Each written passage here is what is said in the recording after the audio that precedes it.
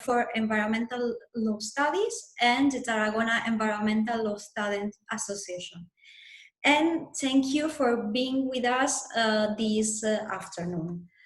My name is Laura Presicce, and I am part of the organizing committee of TIEC, and today I will be the moderator of this panel. This panel is titled New and Critical Development of Ecofeminism, and in this session we'll discuss and share some ideas about gender mechanisms, methodologies and strategies for the protection, promotion and defense of environmental defenders.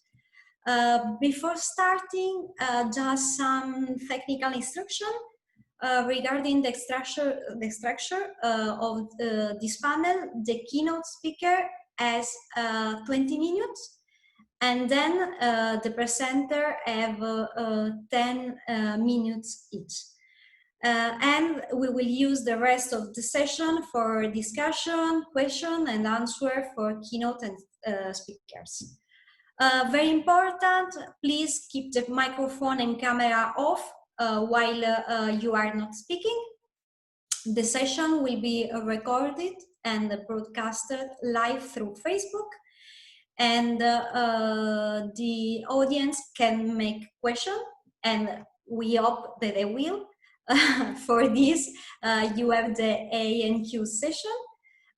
You can also ask questions in Facebook, and one member of organizing committee, Marcos, is collecting them. You can also use the chat to share any relevant information. And finally, we have created a shared document. The aim of this document is to build up collective conclusions. We will share a link at the end of the session. We encourage you to share your conclusion about this panel.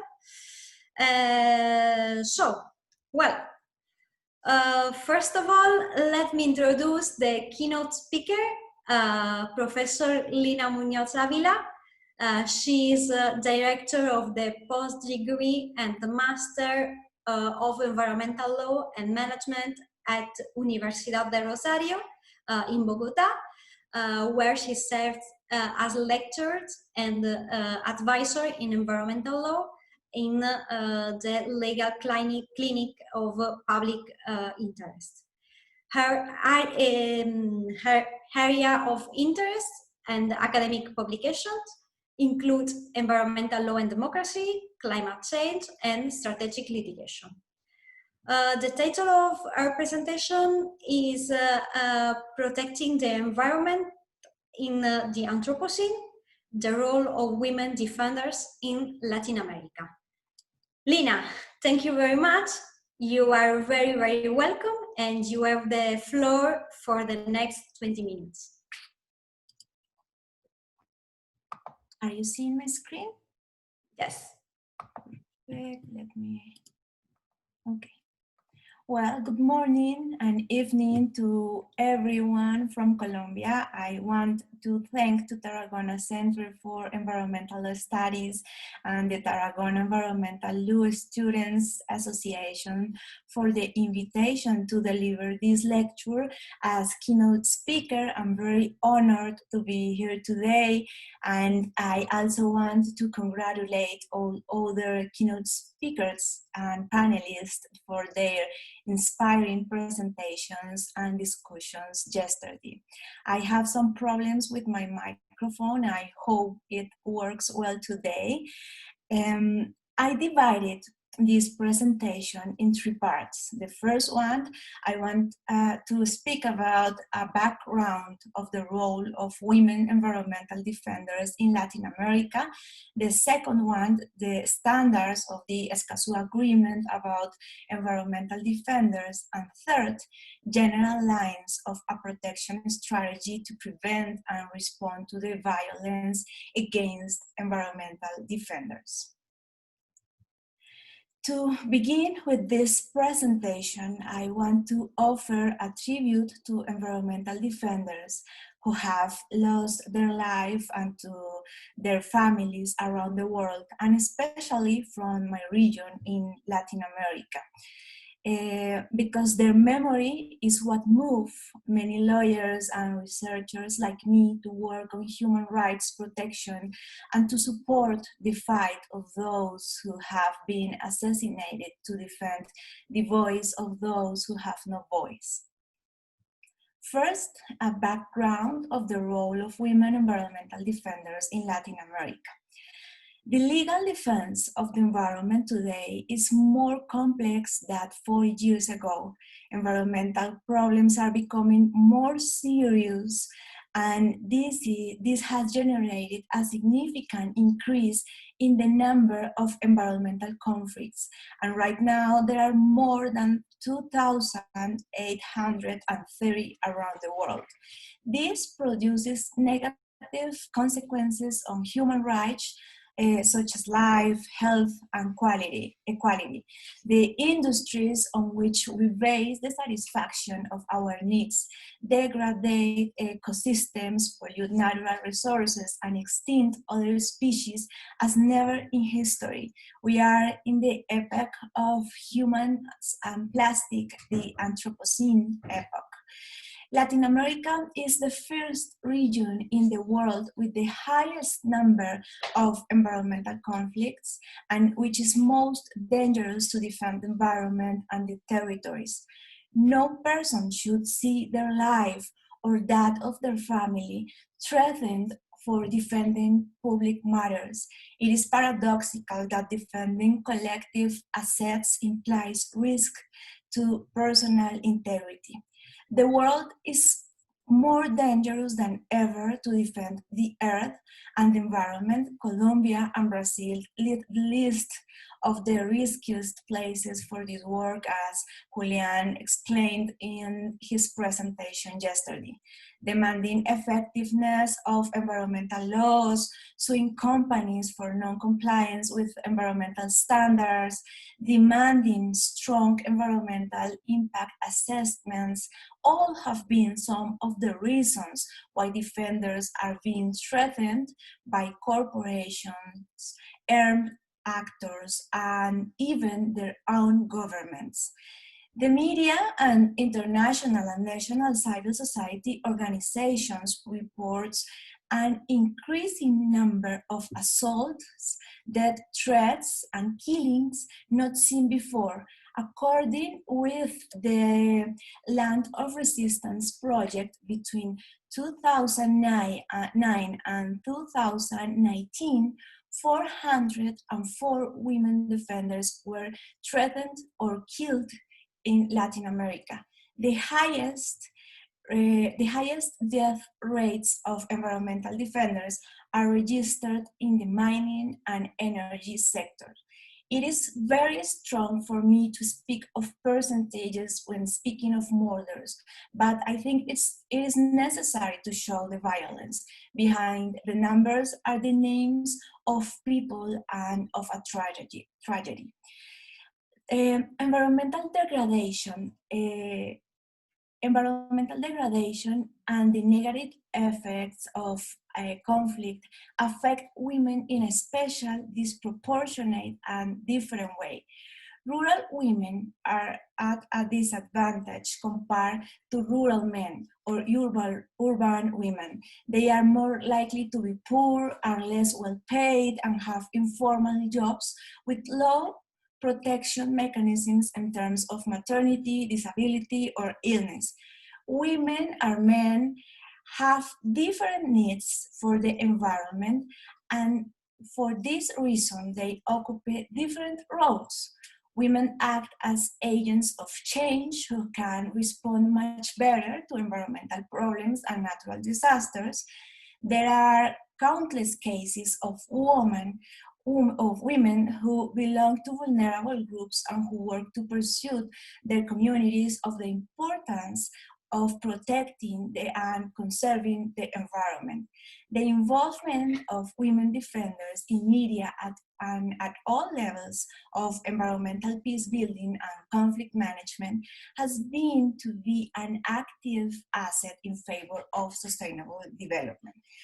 The role of women in managing environmental conflicts is crucial because they seek to prevent the crisis from being generated or to prevent contamination from occurring through various mechanisms for participation and dissemination of data. This approach positions environmental communication as a way to modify people's perceptions of the need to take care of their environment and spread a message about the urgency of carrying out measures that anticipate pollution, destruction of ecosystem, and the final exhaustion of natural resources. Women represents an orientation towards equality, to quality of life, care, generosity, empathy, and motherhood. Precisely, environmental management requires these aspects in the human relations with nature, as Karen brightly exposed yesterday. Women tend to be more concerned with environmental degradation, and this perspective is theoretically known as ecofeminism. In this sense, the use of women's skills through the concept of environmental communications seeks the distribution of a persuasive message from the perspective of femininity. The management of environmental conflicts based on a focus on communication capacities of communities, and especially women, provides the opportunity for citizens to participate with an open access in decision making. For example, on natural resources, in order to guarantee the right to healthy environment, to guarantee the right to healthy environment and sustainable development. For instance, women defenders prioritize a communication approach in order to maintain more harmonious relationships that generate well-being for their communities. They prefer mediation and negotiation efforts to address environmental conflicts, which provide all affected stakeholders such as governments, civil society, and industry with scenarios for participatory dialogue, monitoring, and implementing that perhaps could not be achieved if the conflict were to be judicialized and reach the courts. And now, moving on to the second part, I will talk about the standards of the Escazú Agreement about environmental defenders. In my work as a researcher, I have had the privilege to know two brave women environmental defenders from my country. Marcela is an indigenous woman who lives in the desert of La Guajira Peninsula on the Caribbean Sea in the northern corner of Colombia.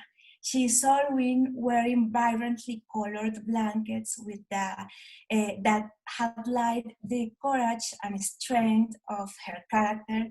She's a wife, she's a mother of 3 children, leader of her people, and defender to the environment. And due to that work, she and her husband have been threatened with death for defending the water from extractive projects. She defines herself as passionate about protecting the earth and considers that the defenders are people who understand the value of life and what it represents on the planet. Lida is a young peasant who has lived all her life in a small town among the Andes Mountains in Colombia. She goes to school every day walking, and that has allowed her to really know her territory. Her struggle is against economic activities that pollute the rivers of her region. In her own words, her actions seek to protect all forms of life against any interest that puts them at risk and leave a positive mark on their environment. According to her, a peasant without the land is not a peasant. Despite the adversities and living in very different contexts, Marcela and Lida have something in common. They will not lose the optimism and the hope of living in a healthy environment, and that's why they do not give up their defense despite the risks. In this context, it is essential that countries take decisive arrangement, such as ratifying and implementing this Escazú agreement to stopping this situation, improving protection measures and eliminating impunity for crimes committed. But what is this Escazú agreement? Principle 10 of the Rio Declaration of 1992 suggests 4 steps to get involved in environmental issues: access to information, public participation, justice in environmental matters, and protection of environmental defenders are today considered as the 4 pillars of environmental democracy. At the international level, there are binding instruments through which countries commit themselves to guarantee Principle 10. Since 1998, the Aarhus Convention emerged, of which 47 European and Asian countries are part, which developed the 3-access right. More recently, in 2018, the countries of Latin America and the Caribbean adopted the Escazú Agreement that established application standards on information, public participation, and justice in environmental matters to achieve inclusive and participative environmental management that guarantees sustainable development and the rights of future generations in this region, as Carlos and Boroca mentioned yesterday. As you can see on my screen, this agreement will enter into force when 11 states have ratified it. And its implementation will be the roadmap for the environmental democracy of the future. These 2 instruments are at the core of the relations between governments, the private sector, and society. They are not only multilateral environmental treaties, but also involve the protection of human rights and fundamental values for public administration, such as transparency and accountability. In particular, the Escazú Agreement makes a very important recognition to the work of those dedicated to defending the environment and the territory, and a call to the states to establish safe and adequate environment for this defense. And now, turning to the 3rd part, I will explain some general lines of a protection strategy to prevent and respond to the violence against environmental defenders.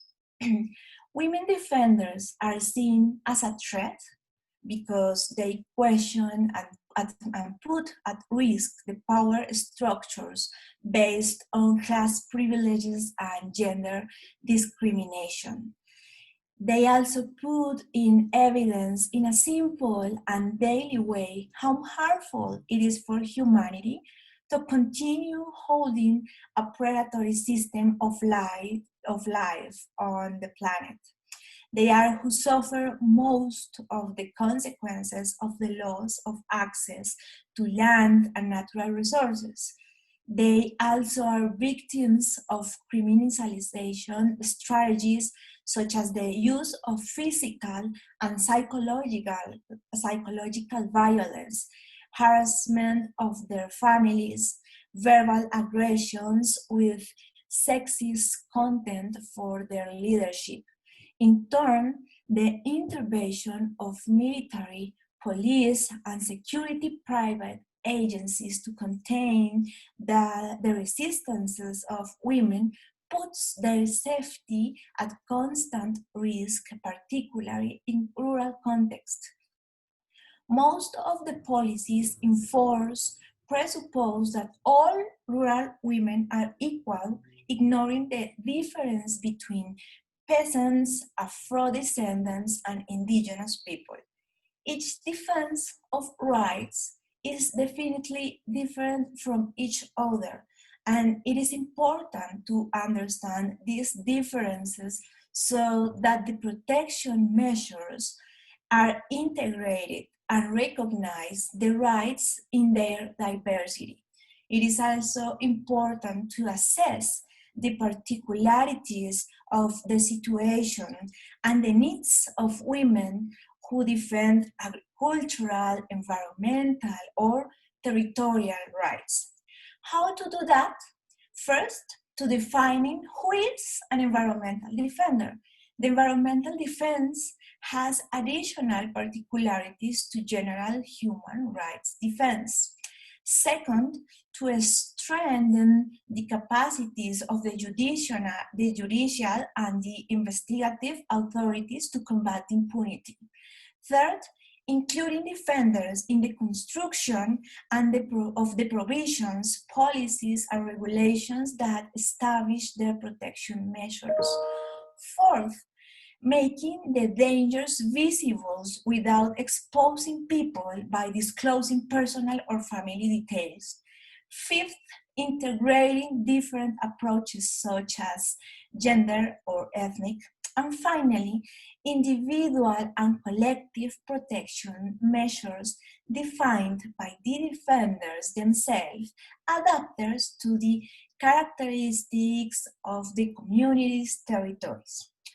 To conclude, environmental defenders play a crucial role in the protection of the sustainability of ecosystems and natural resources, and their intimidation, or in the worst case, their murder, therefore has negative consequences for all of us, for local and global environment, and of course that affects the whole society.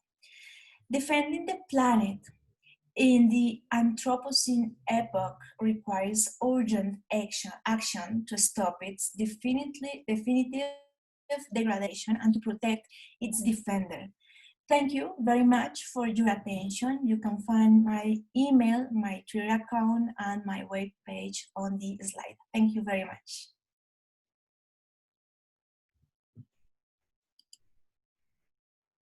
Thank you. Thank you very much, Lina, for your opening speech. And thank you for giving us this complete overview of this situation.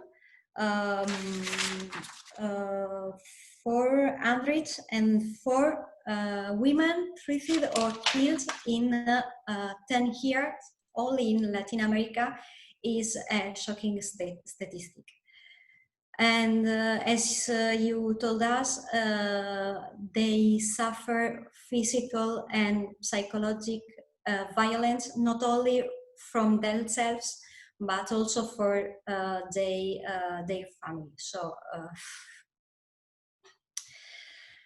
thank you. Okay, let's keep on going. Now, I am so happy to introduce you the first speaker, Clara Esteve Jordà from Universitat Rovira Virgili.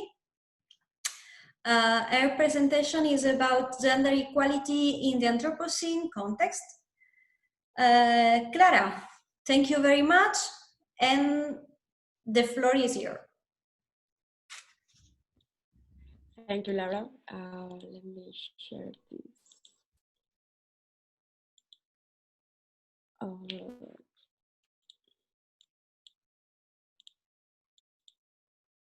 Can you see it?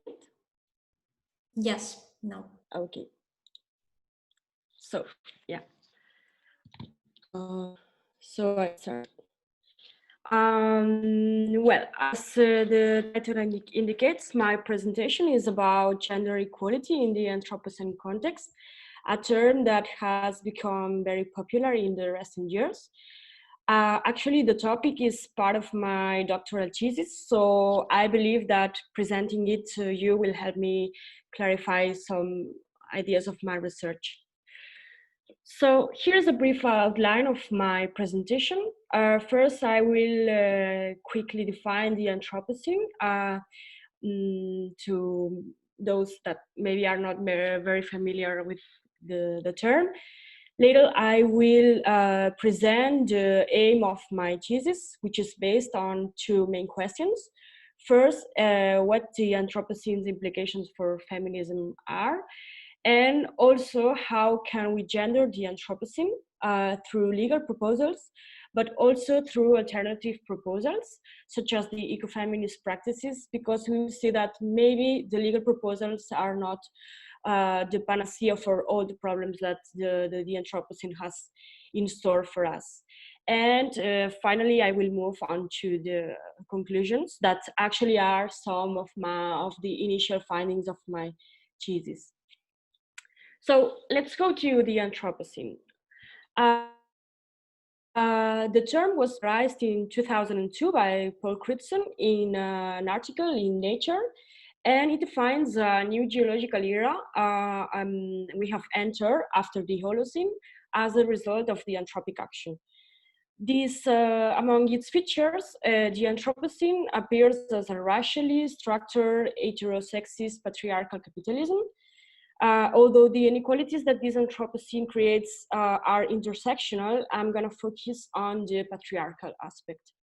Already since the industrialization, some say with the invention of the steam engine, there has been an accentuation of the binary hierarchy man-woman that through the modern division of labor, a patriarchy characterized by being capitalist excludes everything that does not conform to the dominant pattern of domination.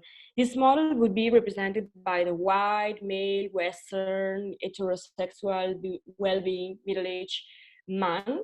So the exclusion of women would only be the tip of the iceberg, because there are after it there appear a lot of inequalities. So it places, moreover, the individual in the center. So it prioritizes the independent man as an individual. In this context, then, I consider two questions. First, how can the Anthropocene narrative fit into the contemporary feminism?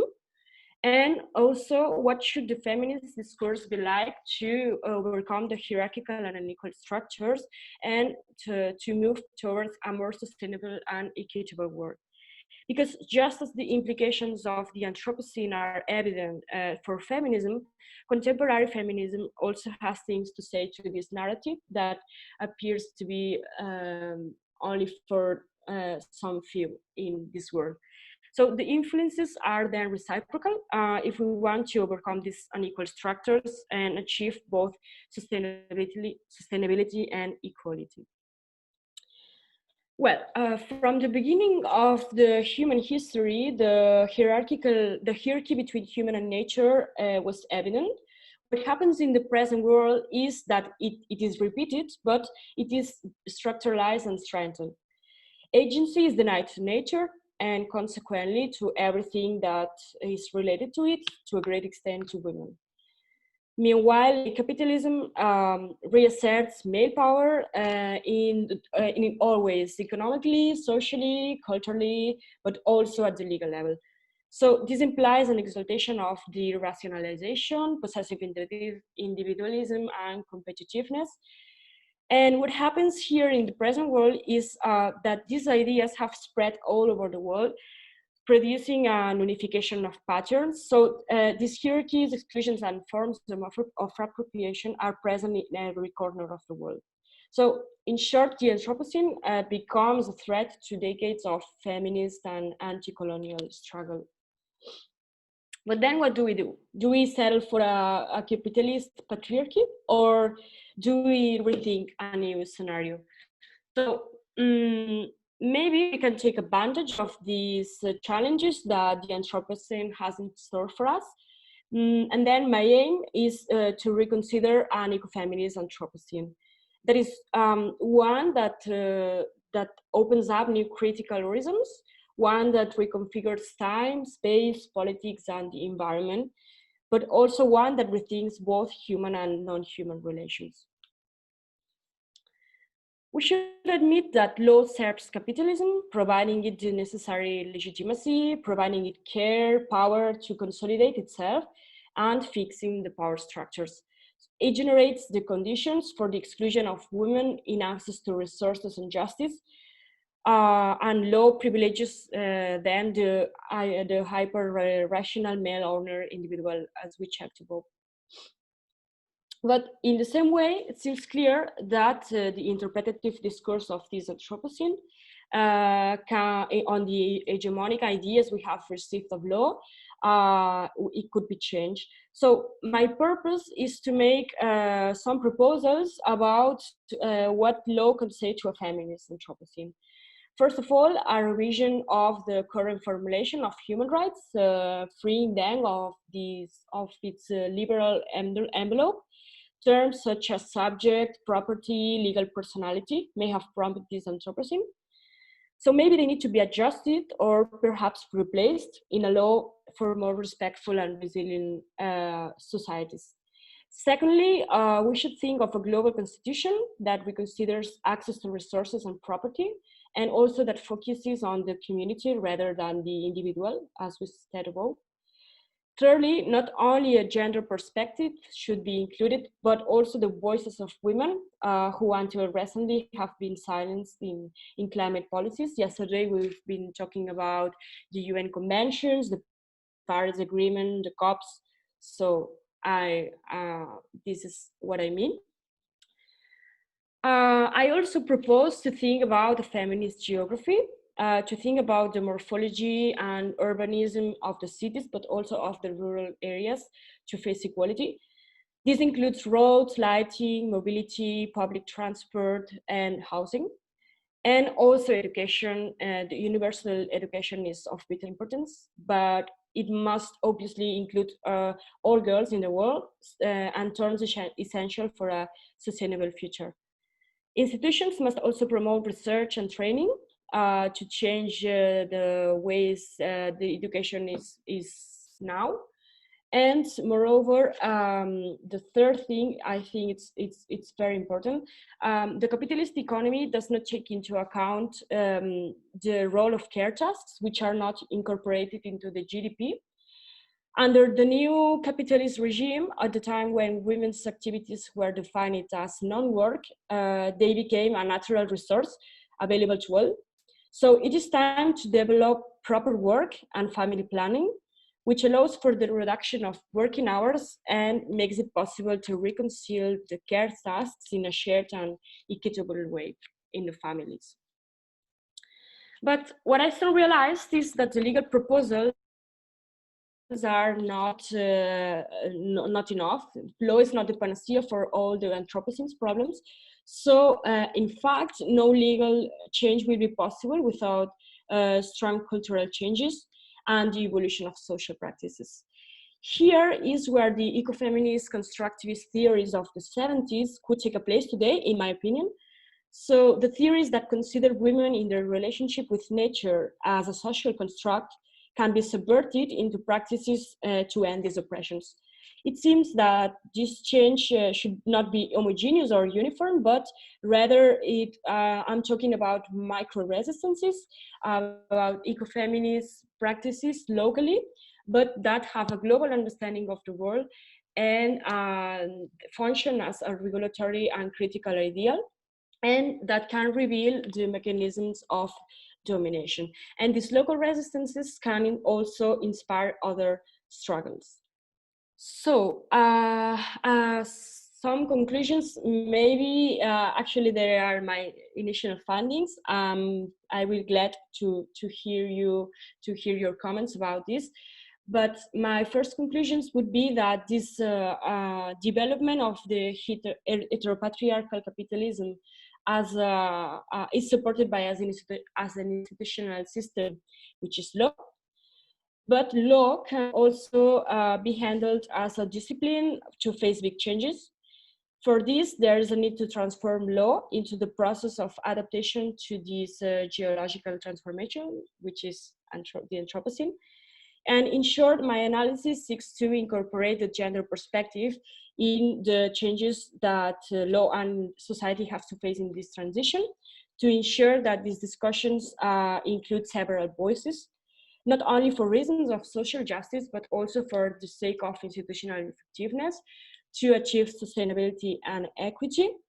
And in this struggle, there should be given importance to the leading role of women who are defending the land, as Lina said above, recovering a political space and questioning the gender roles that politicize not only the public life, but also the private life in the houses.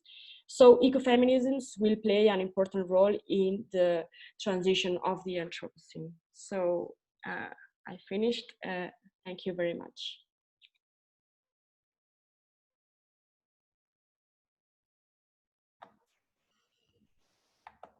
Okay, thank you, Clara, for sharing with us your idea and some legal and social proposal about gender perspective in Anthropocene. They are very, very interesting. Time change, but everything seems to remain the same. So we have to encourage and be part of this change. So great presentation, thank you. And now we give the floor to Dalena Tran from Universitat Autònoma de Barcelona.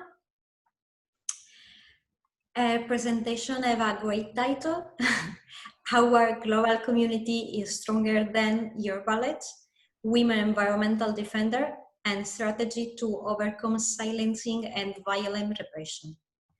Thank you very much, Dalena, and you have the floor for the next 10 minutes. Thank you for introducing me. So just to get started with the presentation,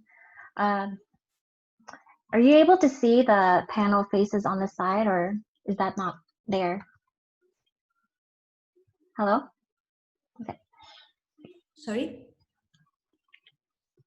You're able to see the presentation without any problem? It's okay with the presentation. So the goal of my research is to investigate women defenders' relatively unknown violent experiences and to discuss how to promote and protect women environmental defenders, or WEDs. Environmental defenders protect threatened human rights to live in a safe, healthy environment and are increasingly violently targeted for their resistance against ecological distribution conflicts, or EDCs. Confrontations from subaltern groups disproportionately taking on burdens from extractive and/or polluting projects without receiving benefits those in power enjoy. Vulnerable communities are usually targeted for environmentally degrading projects and are thus more likely to protest, but also more likely to face violent repression. Literature on environmental movements rarely considers women's involvement in leadership despite their many disadvantages. For instance, women are more marginalized because gendered division of labor often makes women's activities and spaces more affected by environmental conditions. But for this very same reason, this also means movements against ecological conflicts are often increasingly spearheaded and supported by women.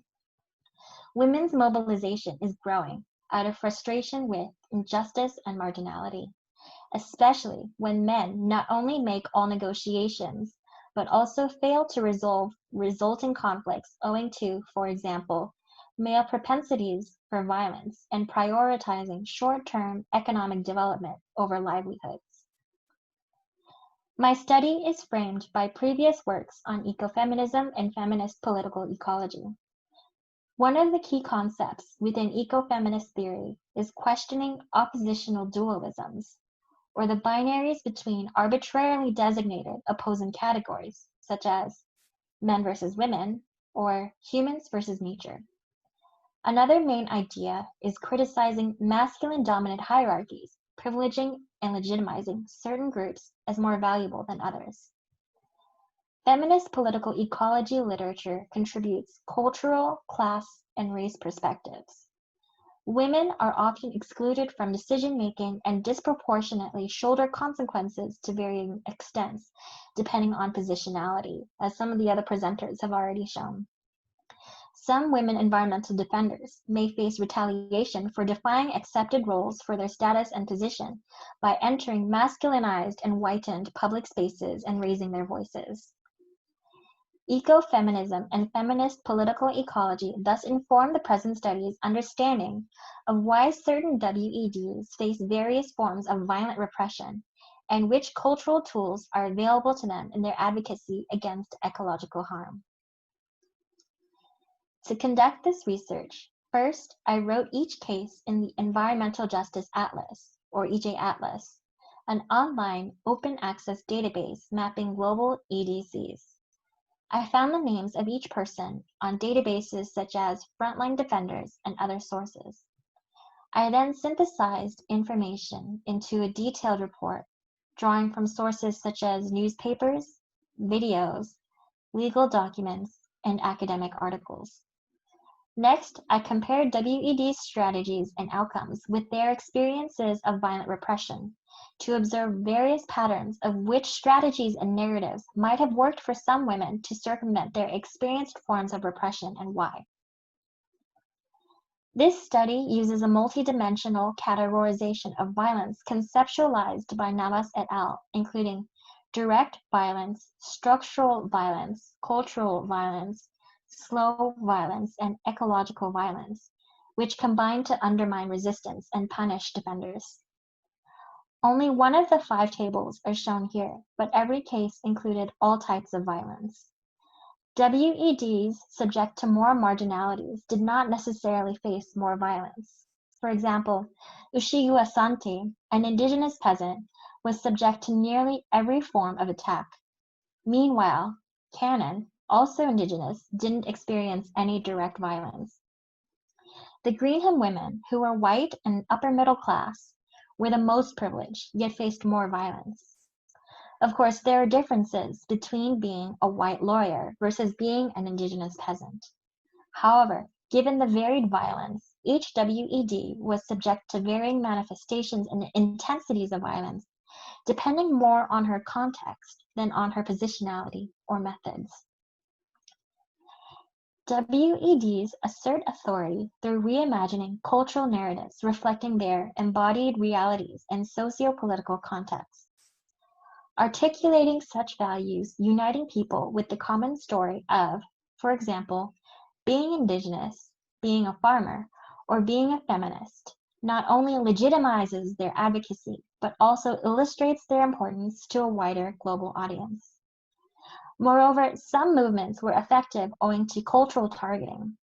For instance, the Escrivos Women Coalition used what is called a naked curse, and Lalia used a livestock sacrifice ritual to fight against extractives in their own cultural way.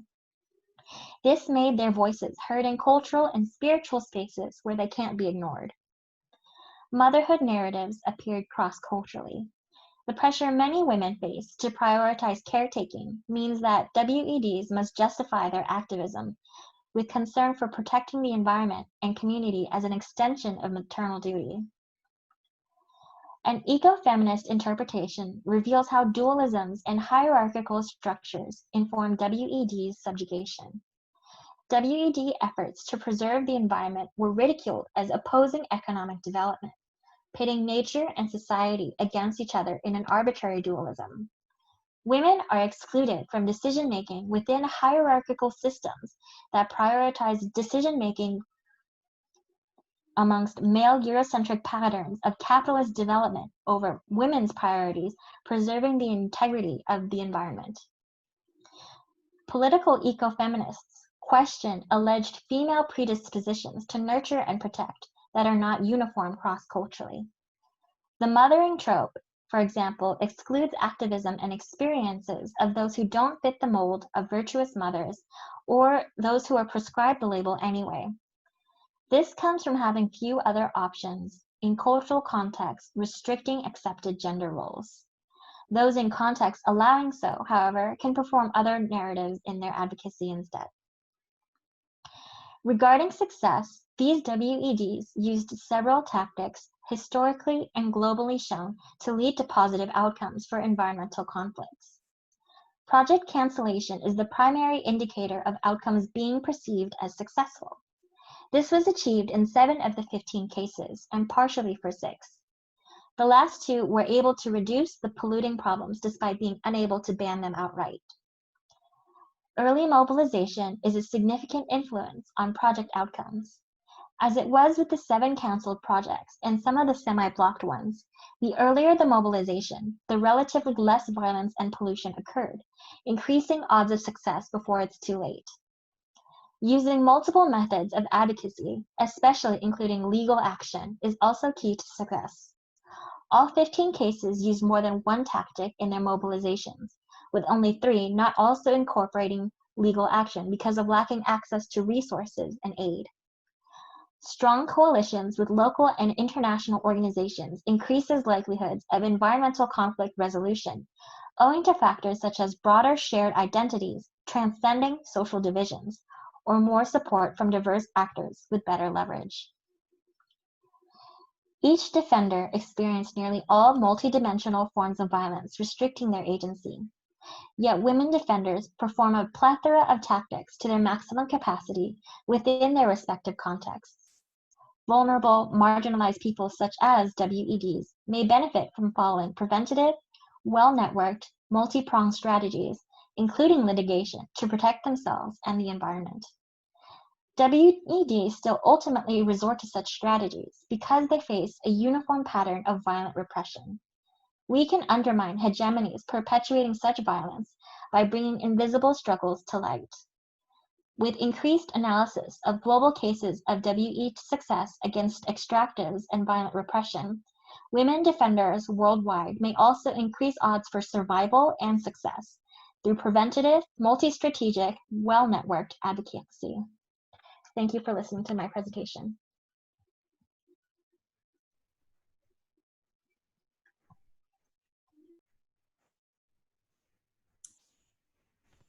Thank you very much, Dalena, for your very inspiring presentation.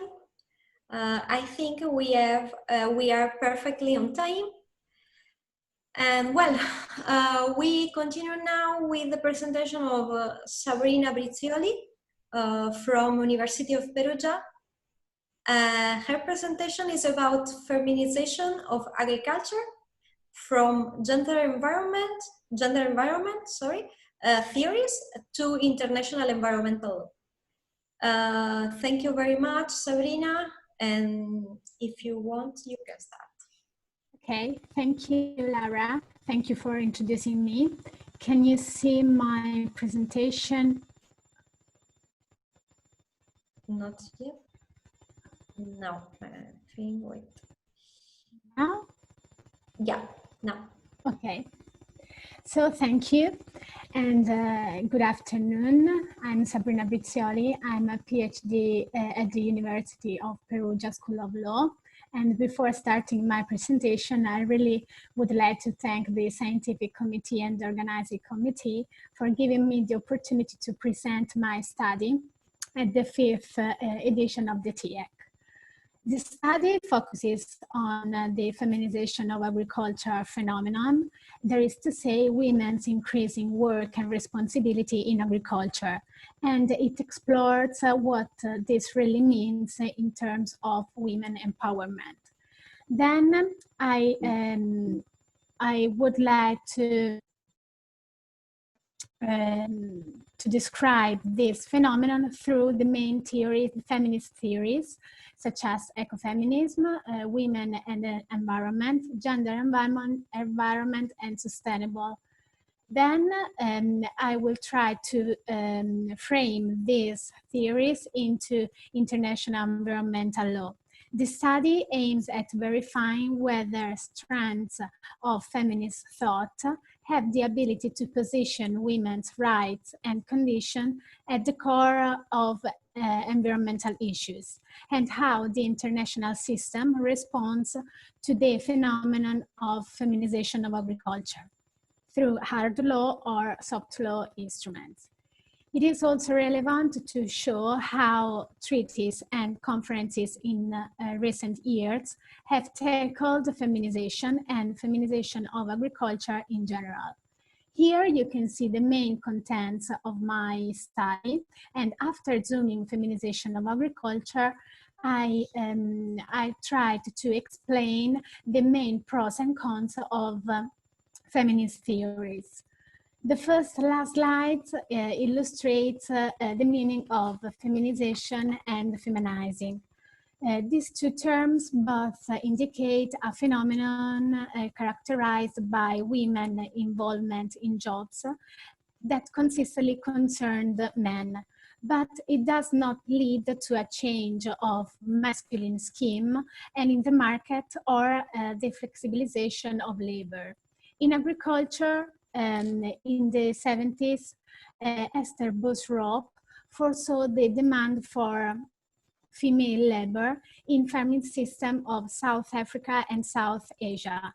But this phenomenon, feminization of agriculture, thought as a global phenomenon, has regional variations and gathers multiple experiences, being more pronounced in rural areas of developing countries. Here are two of the main important concepts to take into consideration while considering feminization of agriculture.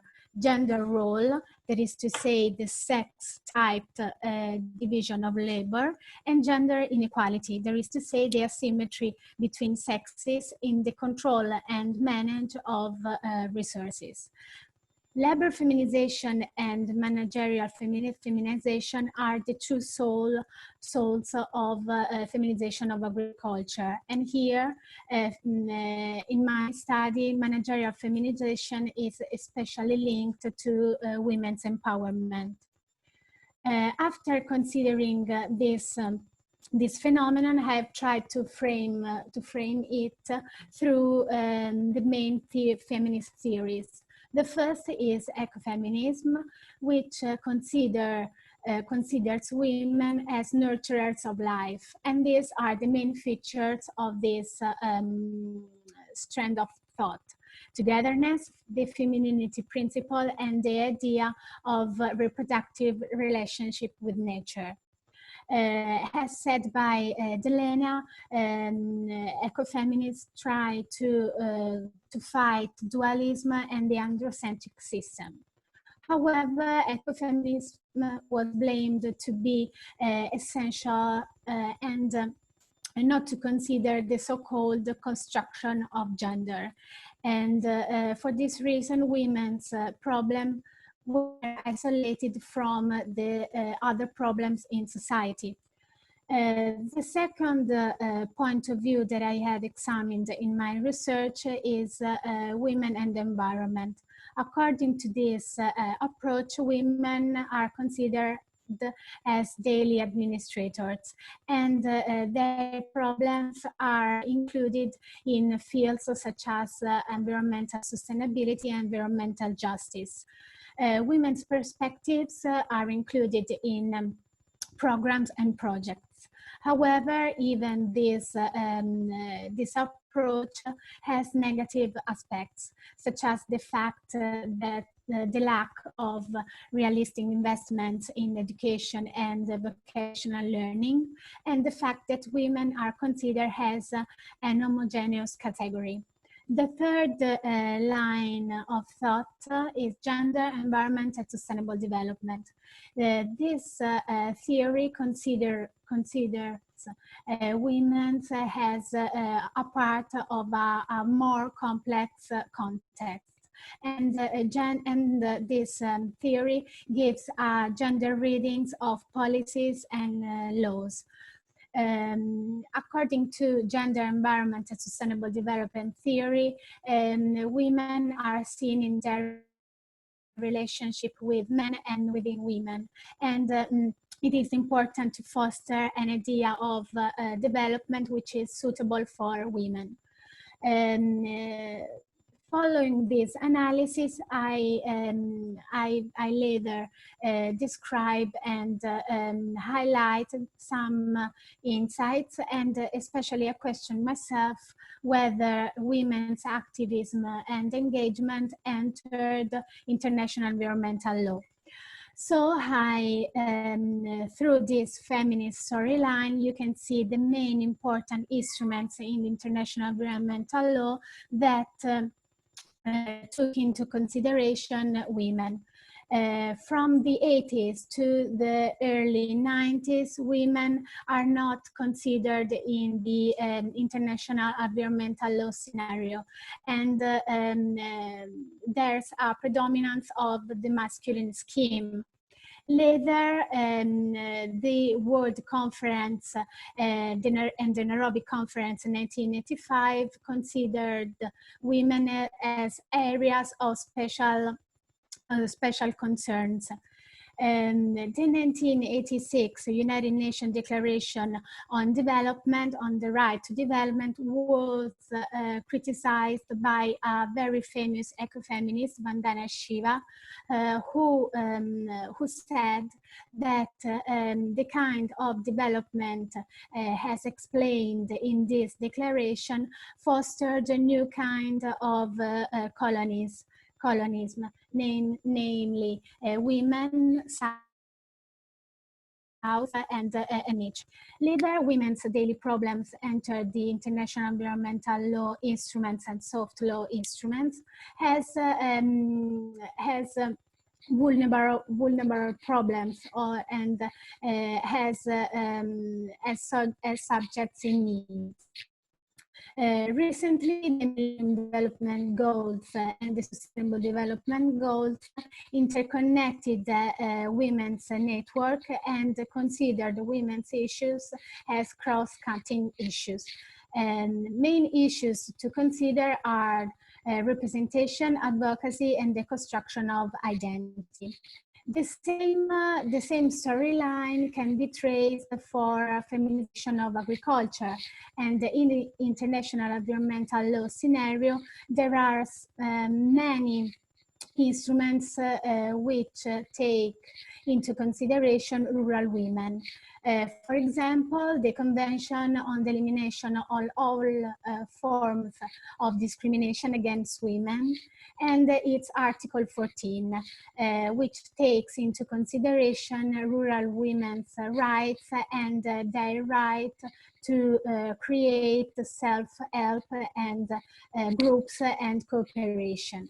The 1982 Convention on Biological Diversity recognizes the vital role of rural women, and especially Decision 5, 2016 recognized the importance of rural women in traditional knowledge.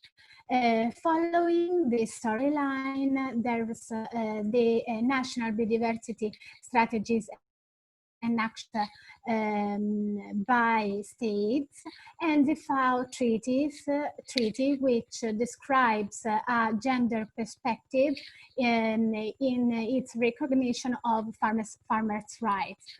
Lastly, there's the UN Declaration on the Rights of Peasants and Other People Working in Rural Areas, which gives rural women and peasants rights such as access to genetic resources and natural resources, and access to useful information and participation in decision-making dealing with agriculture. Feminization of agriculture offered new emerging issues to theorize in the women and gender approaches, and it also influenced feminist literature by introducing new issues such as the right to environmental information, or right to irrigate lands, or fostering the idea of women's empowerment. So we can see that there are progressive efforts of United Nations system and civil society to implement feminist issues. However, the question is not whether feminization exists or not, but how it operates and how it can be conceptualized through feminist and gender point of views, which take into consideration gender processes and the multiplicity of women's conditions. To come quickly to conclusions, it is possible to say that branches of women's theories have no clear orientation in influencing environmental law and decision-making processes, and the absence of one single-oriented approach results in a various and jeopardized gender perspective in environmental fora. However, it is possible to say that feminization and feminization of agriculture have similarities. Both try to fight against discrimination, and both try to enter the environmental law scenario by fostering new ideas and new scenarios for women's experiences. It is also very important to fight against discrimination, which are very deep-rooted in customary law. However, challenges are still present in the international environmental law scenario because of its traditional being androcentric and androcentric system. Feminization is generally associated with negative significance, especially feminization of poverty.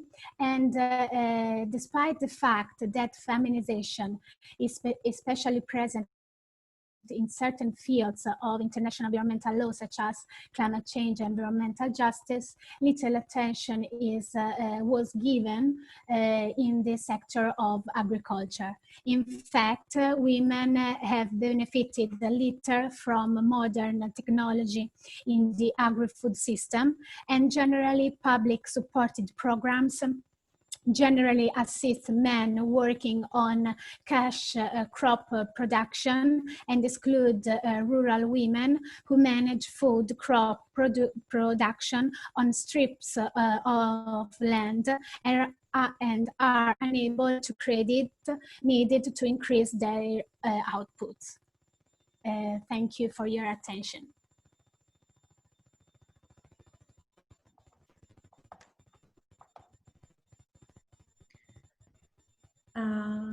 Thank you very much, Sabrina, for your brilliant presentation. I think this is a very important and underexplored topic. And okay, many thanks to the speaker and Keynote. I think we have shared some very, very interesting ideas. And now we can start with the questions. I remind you that you can also intervene directly, asking your question for Lina and the speakers. And we have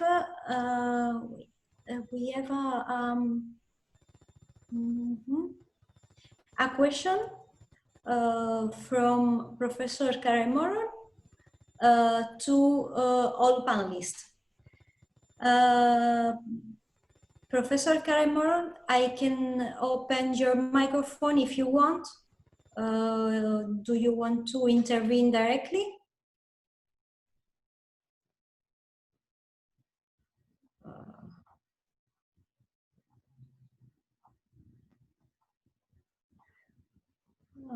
Just a moment.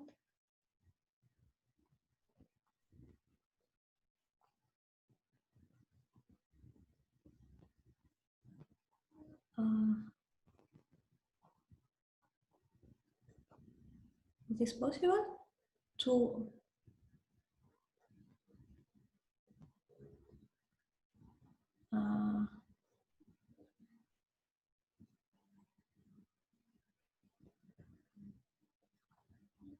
I have a problem with the micro.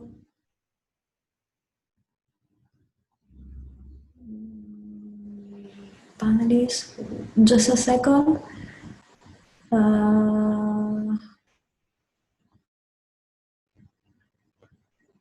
Marcos, I can't find the. Karen, you can activate your micro. I think you can talk because I activated.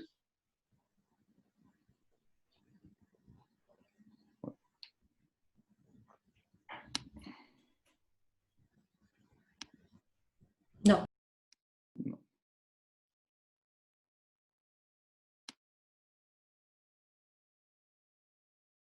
Okay, so just a moment.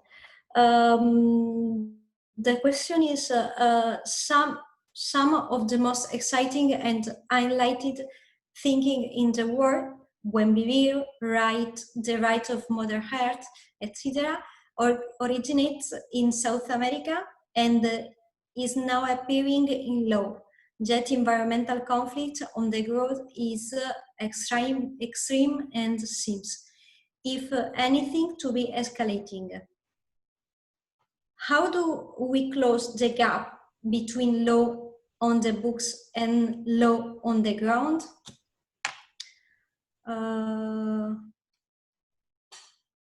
If anyone wants to answer.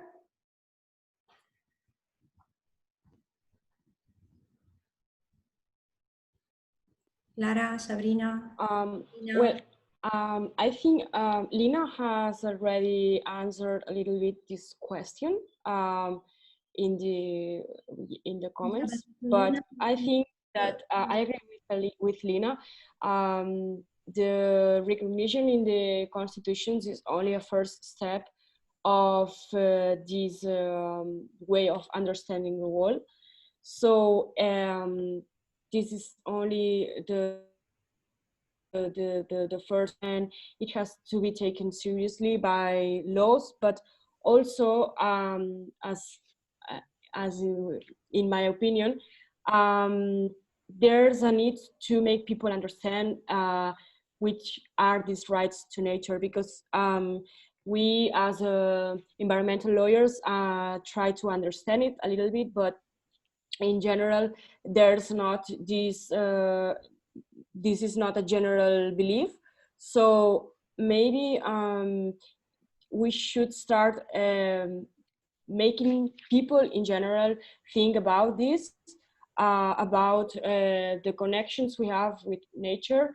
And also I think that women, for reasons of for social reasons, not for biological reasons, have clearly this relation with nature and can have an understanding. They have a good understanding of the way we relate with nature. And so the struggles that the struggles of women with to defend the environment are a good way to make people understand in every corner of the world this relationship we have. Yeah. Okay, thank you. Someone else? If I could also add something, I would say that something I've been encountering so many times in my research is that, you know, the most difficult part of making new laws and new legislation is actually how rampant systemic corruption is, and how much that contributes to all of the violence that we see against environmental defenders, preventing them from being able to do legal action and be able to physically be present even to fight for passing new laws, because there is just so much collaboration between, for example, corporations and governments, allowing a lot of violence against people with complete impunity. You see the people who are assassinating environmental defenders worldwide not facing any consequences, if any at all. And that's a huge problem if they are actively blocking defenders from showing up to court, actively, you know, killing members of their communities or killing the people themselves to prevent them from, or scare them, or, you know, eliminate them from being able to continue that advocacy. Laura? Yeah. Maybe I had something to answer the question of Professor Karen Morrow. Sure. Okay. Well, I personally think that it's true. There's a gap between law in the books and law in action, and especially in the proclamation of some principles and their implementation. Of course, there are many emerging principles. For example, the latest one is ecological civilization, which will be the soul of the next 2020 United Nations Biodiversity Convention. But these principles mainly are proclamations in the United Nations systems, and they are not implemented at the national and the local levels. So I personally think that a way to reduce this gap is to consider indigenous people rights, and also to consider customary law, where these principles are present, are always present, but the lack of a proper recognition at the national state system.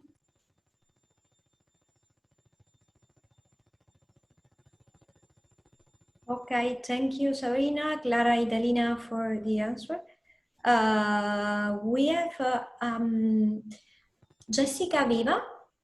You have the hand up. Do you want to intervene?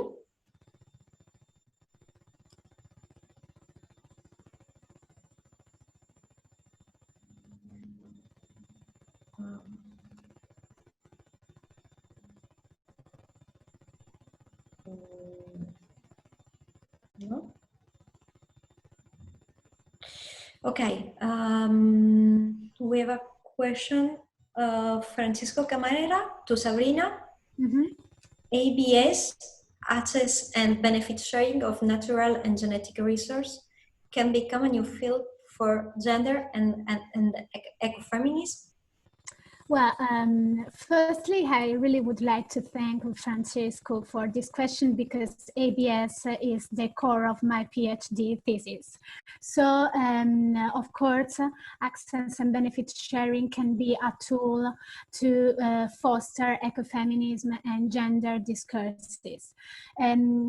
Especially through access and benefit sharing, it is possible to open paths for women to express and to participate in the decision making concerning the share and the sharing and the access to genetic resources. In fact, still today, this mechanism to share genetic resources are built on androcentric and masculine schemes. It is possible to open paths for women through allowing biocultural protocol to be considered as instruments for ABS. In fact, in this bioprotocol at a local level, it is possible to integrate women in the sharing and access to genetic resources. Okay, thank you, Sabrina. I think Francisco Camarera wants to intervene.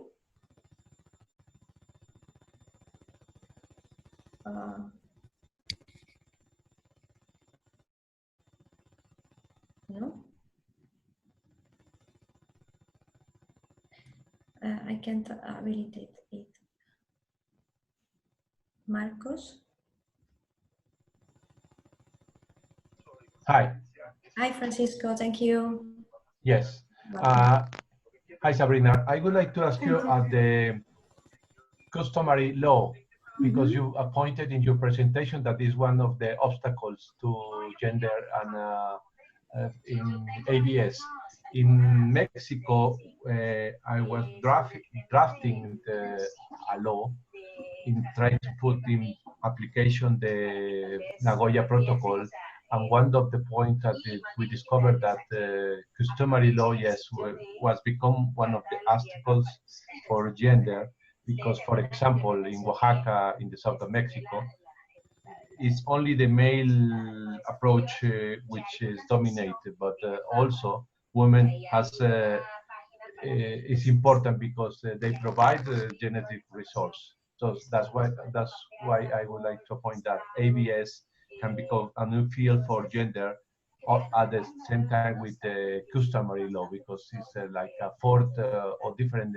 It's not only national and regional law, it's also customary law very important. Many thanks. Thank you. Thank you too, Francisco.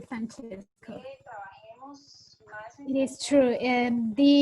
Many of the ABS systems are actually androcentric, in the sense that women are not allowed to participate to decision-making processes for access and benefit sharing.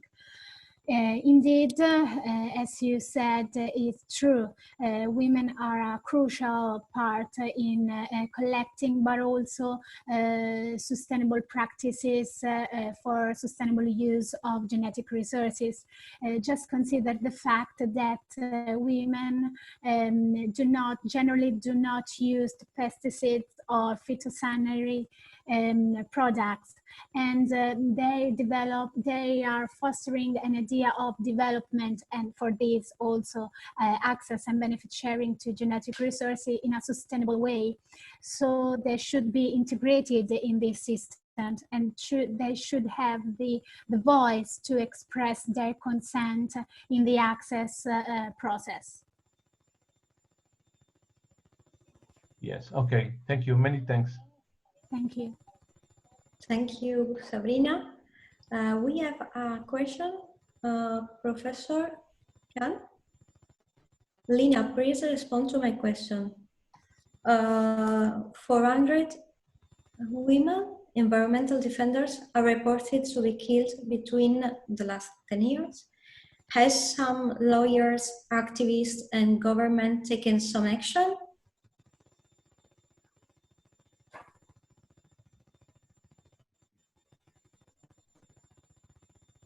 It's not. Okay, I think Professor Lina Muñoz-Avila has technical problems. Yeah. Okay. So, okay. Other question. To Dalena, Javier Francisco Arena Ferro. Within ecosystem, there are metabolic relationships that are understood to be more relevant to the self-growth and regeneration of the system than others. They are called 37 or 2018. How to overcome hierarchy perspective there? So I've already written a pretty lengthy response to that on the Q&A chat, but basically the direction I see for that hierarchy is perhaps reevaluating who can set that hierarchy in the first place, which is some main argument of ecofeminism and feminist political ecology.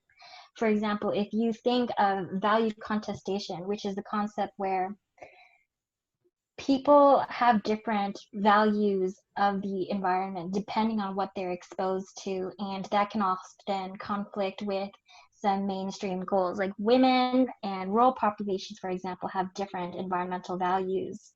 than other people do, but they are not the ones who are able to set the agenda or to set the priorities.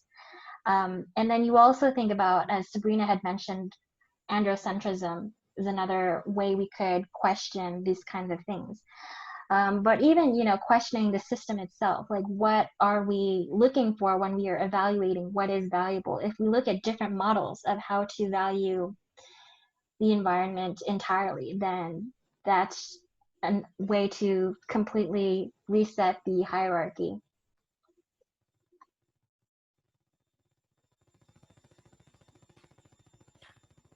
Okay, thank you, Dalena.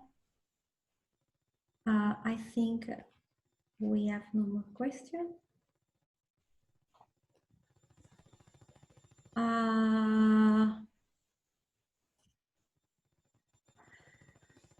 Would anyone like to add a few considerations?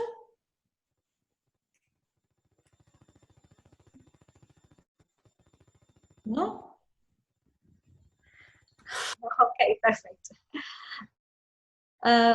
Before concluding, I would like to thank Marcos de Mentera for the technical support and the entire organizing committee to make this first virtual TIEC possible.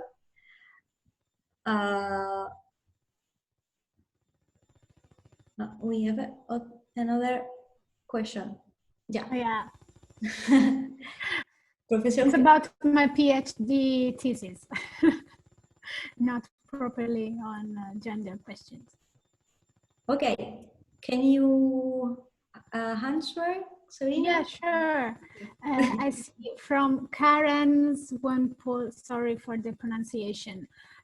Yeah, I totally agree with the first part of the question. It's true.